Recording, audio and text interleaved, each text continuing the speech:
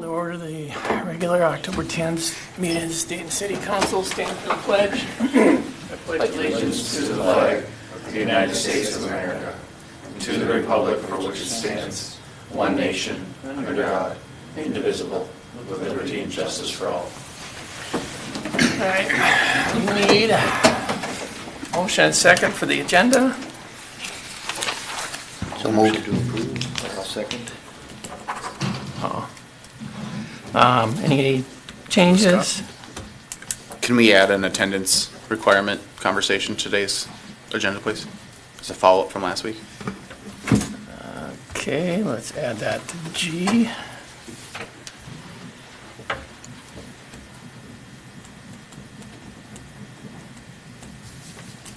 Any other changes? All those in favor say aye. Aye. All those opposed say no. Motion carries 4-0. Consent agenda. I need a motion and a second. A motion. I'll second. Any discussion? I have a couple of questions. I think we talked about this before, Marty, but in the payment of claims, we got a water bill from Maple Grove. Yep. And it looks like we bought 51,000 gallons for $113,000. So I think there's a zero or a couple missing there. There's something there. Okay, probably. I'll have to check. Yeah, that Probably bill's 510,000. The bill is done in thousands of gallons, so when it says 51,000, it means 51 million gallons. So, the reason why it's put on there like that and it's done before like that is because that's what shows on the invoice. So we're just writing what's on the invoice, so it matches up if you looked at it previously, and so you wouldn't know that unless you looked at the bill. But it does say in thousands, so I will make sure we make a note to put 51 million next time, or in millions. Well, really confused, switch it to cubic feet of water. I will do my best. All right, then also on page 15, we have a release of escrow to Connexus for, I assume, the substation landscaping. And I think it's right of way. Right of way permits. Is it 3,000? was 3,000. Yeah, so each year we collect a escrow amount from utility companies that do work in our right of way, just in case we have to restore the right of way. And I don't, maybe we're just doing it a little bit early ahead of next year. I think what happens with this one, they generally provide us with a $10,000 escrow for the year. I think they put $3,000 on this specific project, so it's either $10,000 a year or $3,000 per project. They probably put a $3,000 on this one, not knowing they'd already paid the $10,000. So I went out and did an escrow inspection to make sure that the restoration work was done, and then we released the $3,000 escrow, keeping the $10,000 one in place for their other projects. Okay, thank you.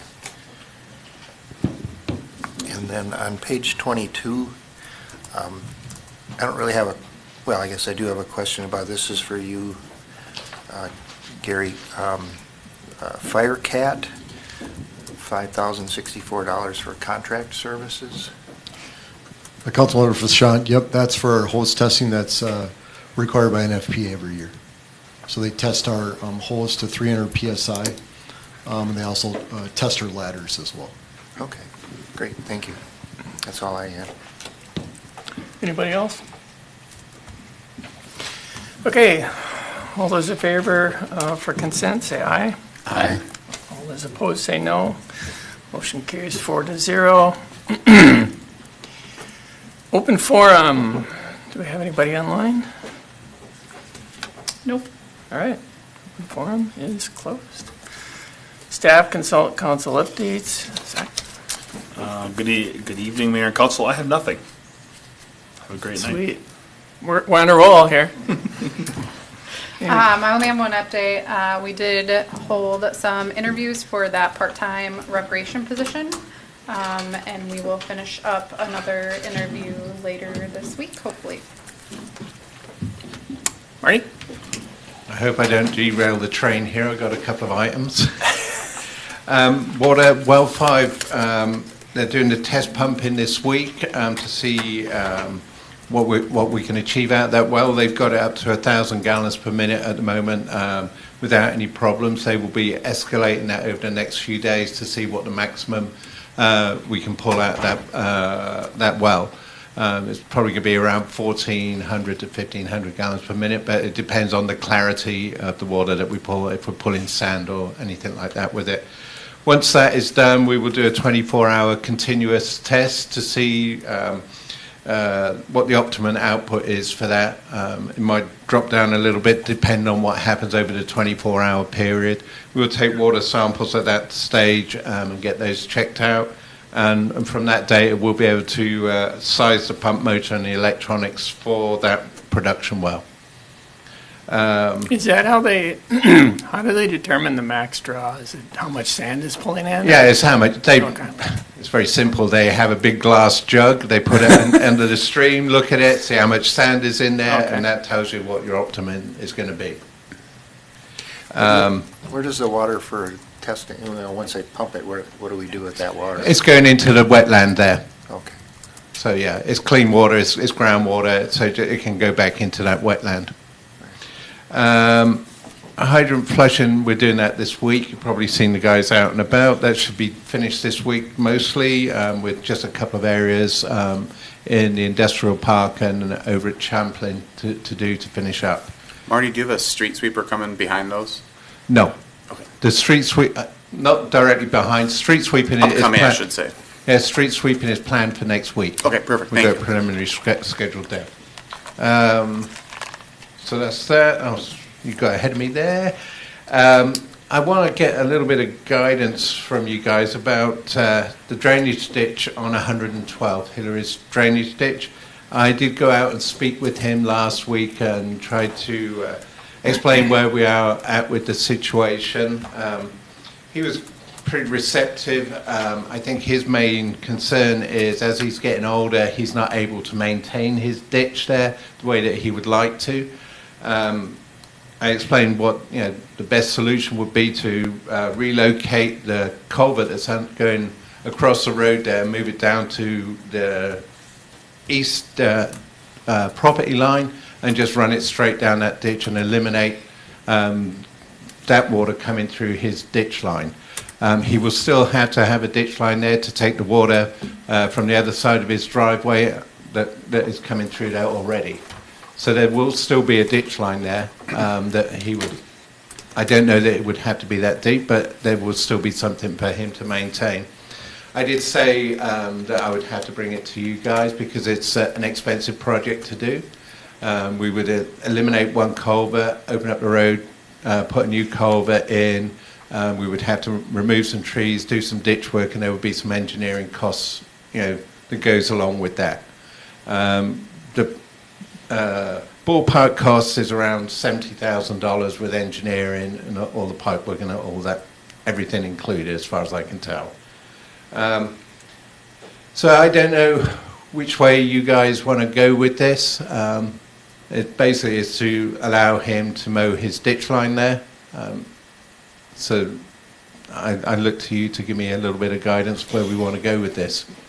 Where did we end up with, so you're saying the water is flowing to his driveway? Or There's a culvert under his driveway that takes the ditch water from Fernbrook and off of his property underneath his driveway and down that ditch line into the other ditch line that goes through to the Park Creek and all that stuff. How long has that been in place? Oh, I don't know exactly. It's been there since I've been here, so it's been there for a good long time. This has always been it's always been there. Yeah. An issue. I mean. Yeah, we haven't done anything to change that at all, so it's always been there. And this is, we've talked about this a couple times. I mean, it's strictly for his benefit, basically. So there was even back a ways, this is not caused by the city or that development or what we really don't know when this started doing. No, I don't have any idea. I think he's only noticing it because he can't get down into the ditch like he used to be able to. So I think that's where the problem is. I don't believe it's to do with the storm ponds over the road. I think that those are sized appropriately to take the water off of the development there. There is an infiltration pond there. One side note, the county are going to do some ditch work around that area to open up there's some silted in culvert underneath the road that may have a hole in it as well. So they're going to do some work on that to clean that out. And they're going to clean the drainage ditch down to that ditch line there where the wetland is. I don't think it's going to add anything or take away anything from the ditch line. I think it's just going to get the water into that wetland where it's supposed to be. You talking about under 112th? Yeah. Not from, okay. Yeah, I mean, from what I've seen, that wetland there has been, I mean, it's looking to me like it's been at the same level for a long time. Yeah. It's been like that forever. I mean, people who farmed it have said the same thing. It's always been wet in there. I don't believe it's got any bigger. It may have been reduced a little bit, looking at some of those. Actually, it looks, yeah.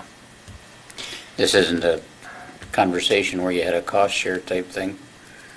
It's a big bill. Yeah, that seems, I mean, I'd say it must be cheaper for us to just say, just We'll mow it. send someone with a weed whipper out there once a week. Like that would cost us Every couple of weeks. $100 every 2 weeks is a lot cheaper. That's a lot of weeks for 60 grand. Yeah. I don't know. And I don't like doing that either because I think that sets a precedent that we'll just do it. I'm just Right. saying I don't know if spending 60, 70 grand on it, removing a culvert 150 feet down the road or whatever it is the best use of the money. But I'm open up. I'd be a options. little more open to it if it was something we did even. I agree. Yep. Yeah, back for then. sure. That. Yeah, that's why I asked how long it had been there, and I went and looked at the property and all of it. I walked around over there, parked it, and I couldn't see anything that, was an easy fix from where I stood either. Not that I'm an expert in anything, but just walking around and I couldn't see anything. Didn't look like there was a, super high water coming over the road, anything like that, so it seemed all to be functioning properly. And I kind of wonder if even what the end result would be even if we did all that, because it still seems to me that water level there is just simply high. Yeah, I think it's just moving the problem down the road a bit more than solving any kind of issue. I don't think there is an issue there to solve. I think it's working how it's supposed to be working. Yeah. Yeah, I don't know. Like too much money to. Yeah, that's a big chunk of money. And again, it's It's going to be a tough thing to spend 70 grand to fix a problem that's not really a problem. I mean, it's a problem for him, clearly, because Yeah. he wants to mow the ditch. well, didn't sound like there's a lot of enthusiasm to do that. Second, sir. So it doesn't sound like there's a lot of enthusiasm to do that. Is there any other intermediary steps that can be done, or is? We have done some intermediate steps to clean out the ditch line there. We've taken trees out. We've improved some of that down there. But we could try and try and see how plugged that culvert is there, see if that's flowing properly. But it's not anything that's going to be, change the life of the ditch or anything. Could he put rock in there instead of grass? Like, is he allowed to put other landscape material there that may then make it so he doesn't have to mow? Yeah, he could put that in there. Yeah. I don't know if what he wants to do, if it's going to make it any easier for him to mow or whatever the deal is. But he could put some river rock in there. Yeah, like up the ditch line so where he Yeah. can mow, and then he doesn't have to mow in the middle anymore, right? Yeah. He could do that without any issue, correct? That wouldn't. Yeah, I don't think that would impinge the water flow. I think it's not a bad solution. That sounds like it might be a lot cheaper than 70 grand, too. I'm And not, you wouldn't be yeah. replacing a culvert. Yeah. I don't know if he does it or we do it, but I Right. think that's a different solution than, how much it costs. And the county is going to go in there this spring and do some. They've got the locate marks out there. I know they had a crew out inspecting the culvert the other day. They haven't actually done any work in there yet. Did some preliminary work. I would imagine they will be in there in the next week or so. Let's wait for them. At We'll least, visit yeah. this in 2 weeks. Yeah. That makes sense. I'm not sure we know what the result was, though, of any action they did. Well, Won't know Marty until will next know. year Marty to will see see if it it. helps at all with any drainage, all right? Right. Or maybe not. We're We can getting, see. we're getting like 30 hours of rain on Friday. Oh, all right. I need more rain. So it sounds like, at least in the short term, it's a no. One last thing. The wear course was going down today on West French Lake Road, and that includes the improvements to 117th that we approved there. So that project is getting pretty close to being complete. Gary? Good evening, Mayor and members of council. We had quite a bit of public education this week, very successful open house on Sunday. The weather cooperated, and thanks to Paul and Marty for their staff's help with that event.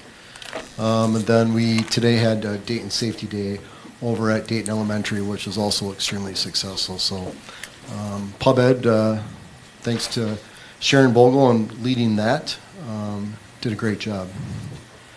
On a maintenance note, couple things, actually three things. I don't know if you're aware, but the boat over at Station 1 is owned by the DNR, or it was owned by the DNR. That boat no longer resides there. We've had a partnership with them for the last 20 plus years. That boat is now gone, and due to safety reasons, they tried to fix it with no avail, with no available parts. They were looking at possibly replacing it, but it didn't sound very good that they would. So that is something that we'll need to take a look at for the river response. We've had numerous river responses, plane crash in the past. I know as Marty's water trails expands, I think it'll be something else that we'll need to take a look at. So there's that. Tanker, the tanker at Station 1 that I evaluated last year, that's currently out of service. The water has been drained out of it. It's not an airbag, this particular vintage. It's a 2001. Does not have airbags. It has I don't even know what it is, Marty, a rubber cushion or whatever, but that is deteriorated and broke. And the tank also has a leak in it on the opposite side that's causing corrosion to the other side. So cost estimate to replace the bushings, if you will, are right around $6,000. That's with a new tire that needs to be replaced because it was rubbing up against the bushing. I'm not advocating to make that repair. We have 1,000 gallons in engine 11 and 1,700 gallons of water in engine 12 over at Station 1. However, we do need to replace something of that nature in the future. Even if we wanted to buy something today, we're not able to buy anything for 36 months. I'm going to do some additional work, but my belief will tie into the third problem that we have over at Station 1. Station 1, engine 11, failed its pump test. It's a $100 gasket to replace the gasket. However, it's about $15,000 to $20,000 in parts and labor because we need to physically pull the pump out of the truck. If the pump does not have any issues as far as from the water, if you will, corrosion and whatnot, it would be cheaper. But the types of pumps that the organization has purchased in the past are problematic for this type of issue. So I might suggest that we make the repair and then we take engine 11 and the tanker, combine them together as an engine tanker, reducing the CIP over time from having one truck that sits there on a regular basis, but combining it with an engine. So I believe there's some value in trade-in on a 7-year-old vehicle that we currently have. I'm working on trying to figure out what that is. I'm just going to ballpark it. I have no firm numbers whatsoever, but if we combine both of those together, a new engine today is probably about $1 million. If we take and combine those, I'm just ballparking maybe 1.2. So I'll give some further follow-up as I get more information, but, yeah, maintenance has been horrific for the fire department this year. Good evening, Mayor, members of the council. Just a couple. Officers have been doing a lot of training the last couple weeks, and along with community education, we had the fire open house, fire safety day, trunk or treat, and some other things going on. So we've been very involved in the community the last couple weeks. We're also installing. We had a siren sitting at Public Works for the outdoor warning system. We'll be installing that hopefully next week. It will go along South Diamond Lake Trail in a location that will service Greg Co., Capital Partners, all that. So with them coming in and walkers and everybody else, with all the employees that are going to be down there, we thought that would be a good location to install it. So that should be up this week, hopefully, or next week, hopefully. Scott? I got nothing. I got nothing. Nothing from me. Ah, Marty, there was some work being done on Dayton Road on our wonderful roller coaster that we have. I saw a car go over at my way here. Looks like it's still a roller coaster. Curious what's going on, if they're planning on doing more work or if they're done for now. I think that they were just doing some evaluation work there to see how bad it is and what the pavement looks like in preparation for their project next year. is that spot by the park? Yeah. So, yeah, I noticed they had put some red lines in there. Is that where they were realizing that? Today they were seemed digging it to- up. Oh, they were? Yeah. It seemed to go south like in a month or so. It seemed like that went south fairly quickly. I mean, I don't know. Yeah, I don't know. They were looking at the box culvert underneath there, and that's in good shape. So it's not that that's caused it. It's just I'm pretty sure it's compaction above that is where the issue is. So I think that they will do a leveling. They will add material in there when they come through next year and make sure that that's all compacted in properly. So we're not getting it done this year. They've already, No. didn't they already do some fill-in with it once this year? Was Was it sorry? last fall? I thought they had already added some to that. No, not this year. No. Not this year? No. Okay. Maybe it was. No, No. that hasn't been touched since the box culvert was installed. So that's Okay. the original blacktop on there from when that was installed. Okay. Other than that, you covered the street sweeper question, and then I just wanted to say thank you to the fire, police, public works for all your help on public education this past few days. I've seen a lot of y'all, and thank you very much for that. I know it takes time with everyone's busy schedule and does a lot for the community, so thank you very much. That's all I got. All That right. wasn't so bad. Huh? Yeah, that was, Wasn't bad.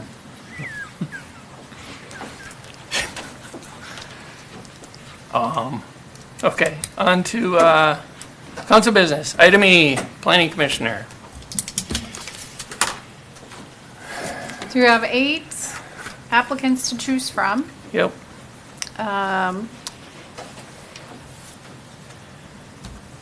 This is where you get to nominate and hash it out and Okay. pick. So unfortunately, we're not able to do a secret ballot Oh. vote, and you have to just have a public conversation. Yeah. That's fine. Yeah, I know, when I look at these things, I try to see if, how much the candidates understand where the residents are at, and be aligned, obviously, with that. It's nice if they have some idea how the commission works, but I think they can pick up on that. And something else that makes them stand out.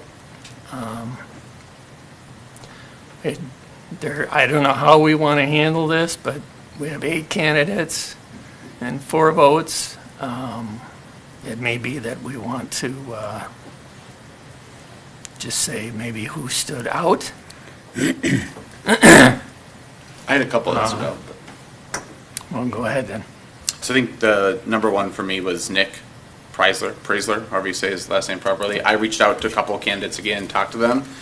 And talking with Nick, he mentioned that he knew Peter DeMuth, so I actually reached out to Peter and asked him. I wanted it very clear, because he wanted to make sure I was clear on what I said, that Peter did not want to make a recommendation, is not to sway the city council, but he was okay that I share with everyone that he thought Nick would be a good fit for the position. I think where Nick's uniqueness is that Nick really specializes in water, sewer, and water runoff. And seeing as we have 3, maybe count it 4, depending on look at different water systems in the city of Dayton, and that's going to continue to have to be monitored and altered as we continue to grow as a city and things are implemented and go through planning commission. I think, in my opinion, of all the candidates I looked at, I think he brings experience, which I know we said we wanted going forward was experience in candidates. And I think that he brings a uniqueness to it that it would be beneficial for the commission that they do not have today. So that's the reason. There were others that stood out to me as well, but I think, in my opinion, Nick is the one I would pick if I was the only one making the decision, which I'm not. He was my number one also. I've talked to him a couple times. The other thing I like about him is his experience is in a town that is very similar to us. They're not under the Met Council's thumb, but they're still looking at, expanding, looking at, they have a lot of new stuff going on. A lot of the other candidates, any association they had with, or any activity they had that could be related, seemed to be in cities that I wouldn't necessarily want to emulate. But yeah, I had Nick at the top of my list, so. I guess I think 2 ways about it. And it's sort of what role are we trying to fill there? Sure.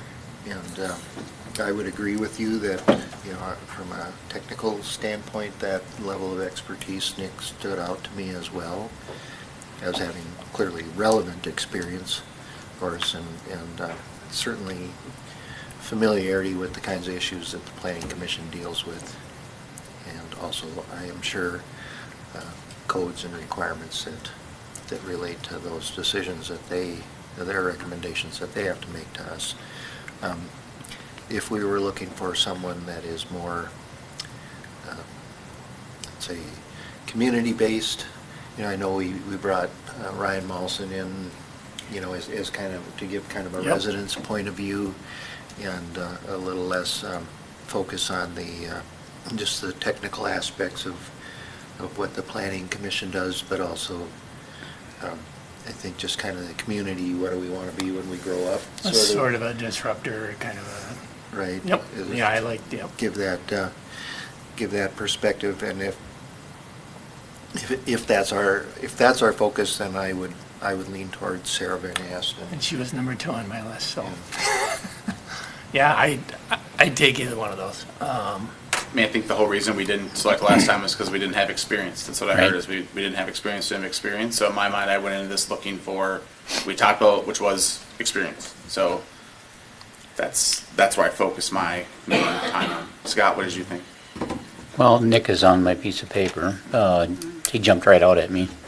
I've had a few conversations with him over the years, I guess. I think he's the right guy for the spot. The experience is something I think the city needs, for sure. Personally, I would have, I still think that the commission should get to kind of recommend who they would like, but it's on our back, so that's the direction I would go.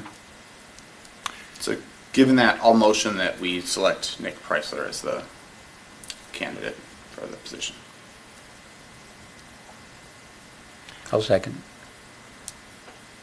Okay, we got a motion and a second. Any more discussion? Did you have anything you weren't that would put Nick off your list, or was it really just because to be honest, Sarah really was the focus. It really is it. Are we looking for that commission at this time, and the people that are involved today? Are we more interested in sort of a balanced view from the community with less technical emphasis, for sure, although she's well qualified. She is. In terms of just being on the ball in general and her work experience and so on. But I'm hearing that we would like to have the technical expertise, and I'm fine with Nick. okay. All right. Any more discussion? All those in favor say aye. Aye. Nick. Aye. All those against say no. Motion carries 4-0. So it's Nick. Okay, item F. Developers Agreement for MTL, First Amendment. Yep. Good evening, Mayor, members of council. This is a First Amendment to a DA. You may not have seen this before, but the reason why it's in front of you today is because we amended the amount of letter of credit that was needed for this development because it is mostly 100% private improvements that will be on the property. If they don't do them, it's all on their backs, so not super concerned about that. And it also adjusts the fact that we're allowing a bond to be used, which we did not allow in the first DA. So those are the two changes, the amount and the type of security that we have. For reference, bonds are harder to draw on, but again, we have portion that's letter of credit, which is all the public improvements portion of this project, which is the most important, and letters of credit are much easier to draw on because it's exactly dollar for dollar held at their bank, whereas bonds are, you buy $5 million for $10,000. It's like insurance, essentially. So. Is that going to make it easier for them to get? Yeah, so it makes them Okay. easier to get dollars because they can, buy insurance basically and cover their $2.5 million requirement with 10 grand or something. I don't know what the exact Sure. dollar amount is, but they don't have to have $2.5 million in their bank in order to do the project. Basically, if you have a $2.5 million project, roughly you have to have $2.5 million in the bank and also have $2.5 million to pay the project I know out. more projects do that. Is it just because of the bond cost? Most of the time it's because letter of credits are easier to draw on, so we want to make sure that it's able to be drawn on and they have the money to be able to do it, and specifically for public portions of the project. If they are not public and mostly private and they don't have a lot of impact on anybody else, there's really no reason why you could do either, but letter of credits are just easier to work with, so that's why it's been used in the past. But you have no problem with this? Nope, it's all private. Like I said, we have letter of credit for the amount that's public, so that's $400 and some thousand, I believe, which is the sanitary sewer portion, and Right. the portion that is for grading, that would be if, they didn't do anything, we could at least get the site stabilized and so that the road doesn't get full of dirt or anything else from that aspect. And then we can also get the sanitary sewer done, but bonding is all for anything else, which is Okay. on their site. So in Exhibit 2A, that table that's in there, we're doing both of these, is that? Yes, that is correct. So we have both the letter of credit amount for the sanitary sewer and the grading, and then also the $2.5 million bond, which will cover the storm sewer, water main, and landscaping. And those estimates, so why, I was kind of struck by the 150%. That's because we have to do it publicly. So if we have to build the project out publicly, it always costs us more money. So we Okay. never know the cost amount, and we do 150% because we want to ensure that the fact that, as everybody knows, if it has government on it, it costs more money. So Why is, I don't know, but private development can do things much cheaper. That's why those are their engineers' estimates. Yeah. And so we have to add a percentage above that to make sure we can do the project still and not have to come out of our dollar amounts. Safety. all right, Yep, just a safety net. This was signed by the developer, so this has been agreed upon and signed by the developer already. So just an FYI. Make a motion to approve. I'll second. okay, any more discussion? All those in favor say aye. Aye. All those opposed say no. Motion carries 4-0. Item G, attendance. Go ahead. Zach, Amy, do you have any updates for us based upon our last conversation? Yep, I was going to give that in my staff update, but you already added it to the agenda, so just want to tell you that staff did look back over policies and codes to see if there was any attendance requirements already established for their commission members, all of them, EDA, Parks, and Planning, and there is not that we were able to find, unless Amy found it in the last 15 minutes that she was looking. There was discussion at the last meeting about it, so we wanted to kind of get your feedback of what you'd like to do. It sounds like I was able to talk with John to confirm, but it sounds like the public hearing would be held at City Council, and it would not have to go to Planning Commission because it relates to City code. City Code. Yeah. So- And we were thinking 75%. I'm okay with that. I think that's more than fair. So you don't want it tied to a specific number in a row, just a percentage overall for the year? And they meet once a month, right? So if they Is miss the this first Is three, this they're been an issue? I don't, is it? Yeah, so we would have to have the public hearing. Yep. Just so that you're aware, that's why we have to notify and try to get it on hope it'd be in the November 14th meeting, or the first meeting in November. Where's it But an issue at? Explain. There's been attendance requirements that have been tough to meet at Parks Commission, EDA, and I think Planning in the past, maybe, but not recently. Planning also has, but, I think all issues. all of them have had issues? I think so. In the past. Yeah, between recently and in the past, there's been commission issues with just attendance in total. But And I want to make it clear, I know we can't sounds like according to you, we can't impose this upon ourselves. I'd be more than happy to impose it upon myself to hold us accountable to the same standard, but it sounds You like have that's a not an option. 90-day requirement. There's one by state statute. If you miss 90 days of consecutive meetings, you are essentially allowed to then. You can then just be arbitrarily Correct. ruled Ruled out. vacant. That's correct. So you just show up to one meeting every 3 months, that's pretty low. Yep. It's a pretty low standard. That's by the state statute, because you're elected. Yep. Okay. All these members are not elected, Sure. they're appointed. Okay. So yeah, I think 75% is a fair of meetings Can you that, do the I'm gonna say of the I'm meetings fine. that happen. Because if a meeting gets, let's say a meeting gets canceled. Sure. Or there's no meeting in June or whatever, you shouldn't be held accountable for that. I'm okay with 75. Yeah. Yeah, I think that sounds good. So I'll motion. So that'll be, So we will post our public hearing, then the public hearing will happen on Right. the November 14th meeting. We have to post it for 14 days, I believe, correct? 10 days, okay. So we'll post it, and then we'll have it on the November 14th meeting, which I think is the first meeting in November. And then we will be able to vote on it, and it will be updated for all commissions, EDA, Parks, and Planning. just all the commissions. All the commissions, Cool. yep. Okay. Thank you. All right. If there are, ooh, what time is it? 7:06. 7:07. All right. Even with my ads, look at If that. there are no objections, we'll be adjourned. We're Cool. adjourned. Think you wanna know?